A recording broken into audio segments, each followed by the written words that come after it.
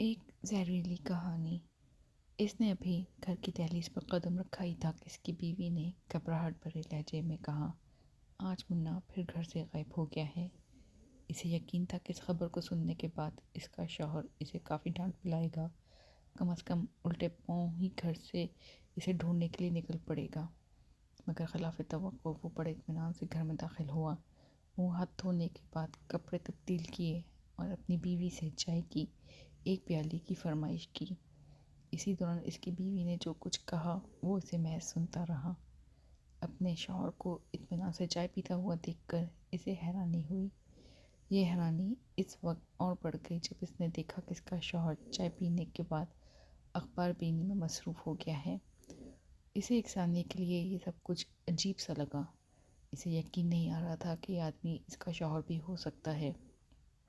کہیں ایسا تو نہیں کہ اس خبر کو سننے کے بعد اس نے اپنا ذہنی توازن کھو دیا ہو، یا وہ یہ بھی سمجھ رہا ہو کہ منا ادھر ادھر بھٹک کر کسی طرح گھر آ جائے گا۔ وہ سوچ کی گہرائیوں میں ڈوبی اپنے آپ کو ایک ایسی بے بس عورت سمجھ رہی تھی جس کا آخری سہارا بھی۔ اچانک کسی نے اس کے گھر پر دستک دی۔ باہر کوئی آواز دے رہا ہے۔ اس کی بیوی اپنے شوہر سے مخاطب ہو کر کہا، جو اخبار پڑھنے میں کچھ اتنا منہمک تھا کہ اسے اپنی بیوی کی آواز بھی اب پرائی سی لگ رہی تھی۔ ہو سکتا ہے کوئی منّے کو لے آیا ہو یا خود منّے نے گھر پر دستک دی ہو۔ اپنے گھر پر خود منا دستک دے، کیا کہہ رہی ہو؟ منا اگر ہوتا تو دروازے ہی میں سے چیخ اٹھتا، دروازہ کھولیے۔ اس نے اطمینان سے اٹھ کر دروازہ کھولا۔ ارے الطاف تم؟ اس نے خوشی سے بھوکلاتے ہوئے کہا۔ کب آئے؟ آج ہی یار۔ اندر آ جاؤ یار۔ اس کی بیوی نے دروازے میں سے جھانک کر دیکھا۔ اس کمبخت کو بھی آج ہی آنا تھا۔ اب پھر چائے کا دور چلے گا، اور ہوا بھی وہی۔ اس نے چائے کے لیے ہانک لگائی۔ اس کی بیوی نے چائے کی کیتلی کو بڑی بیزاری سے چولہے پر رکھا اور وہیں سوچتی ہوئی کھڑی ہو گئی۔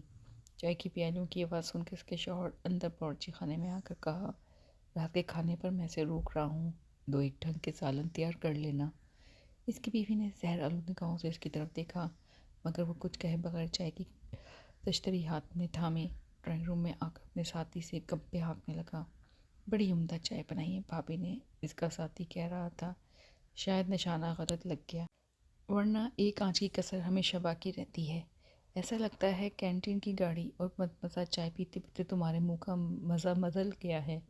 وہ یہ سب باتیں سن رہی تھی۔ اس کا سارا دھیان منّے ہی کی طرف تھا۔ وہ سوچ رہی تھی اس کا شوہر کتنا بے حس ہے، اپنی ساتھی کو رات کے کھانے کی دعوت دے رہا ہے، جبکہ منا۔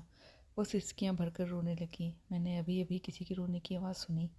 بھابی تو ٹھیک ہے نا؟ اس کا ساتھی کہہ رہا تھا۔ بالکل ٹھیک ہے۔ اور منا؟ ہٹاؤ یار منّے کے ذکر کو۔ بات چیت کے لیے کوئی اور موضوع نہیں ہے تمہارے پاس؟ اسے امید نہیں تھی اس کا ساتھی بے انتہائی کی سطح پر اتر جائے گا۔ اب اس کی باتوں میں وہ گرمی نہ تھی، پھر بھی وہ ایسے تیسے باتیں کیے جاتا، لیکن اس کا سارا دھیان بٹا ہوا تھا۔ بے حس آدمی مرتا بھی تو نہیں۔ اندر سے غصیلی آواز ابھری۔ وہ سمجھ گیا کہ معاملہ کچھ دیگر ہے۔ وہ اپنے قریبی یار سے کچھ چھپا رہا ہے۔ یہ آواز بھابی کے علاوہ کس کی ہو سکتی ہے؟ مگر وہ تو اس کے سامنے بیٹھا باتیں کر رہا ہے۔ آخر یہ کس کماش کا آدمی ہے؟ نہ اسے اپنی بیوی سے پیار اور نہ بچے سے۔ وہ تو پہلے ایسے نہ تھا۔ کہیں ایسا تو نہیں آج اس نے بیوی سے لڑائی کی ہو یا بچے کو کافی پیٹا ہو؟ تمہیں آج رات کا کھانا میرے ساتھ کھانا ہوگا۔ وہ اپنے ساتھی سے اس طرح کہہ رہا تھا جیسے وہ کھائے بغیر چلا جائے گا تو وہ بھوکا رہ جائے گا۔ اس نے حامی بھر لی تو وہ خوش ہو گیا، مگر بھابی کو خواہ مخواہ تکلیف ہوگی۔ عورت تکلیف اٹھانے کے لیے ہی پیدا ہوئی ہے۔ یہ جواب بھی اس کے لیے کچھ غیر متوقع تھا۔ کیا یہ ممکن نہیں کہ بھابی بھی ہمارے ساتھ کھانے میں شریک ہو؟ تمہاری بھابی نے سب سے ملنا جلنا ترک کر دیا ہے، وہ کھانے پر نہیں آئے گی۔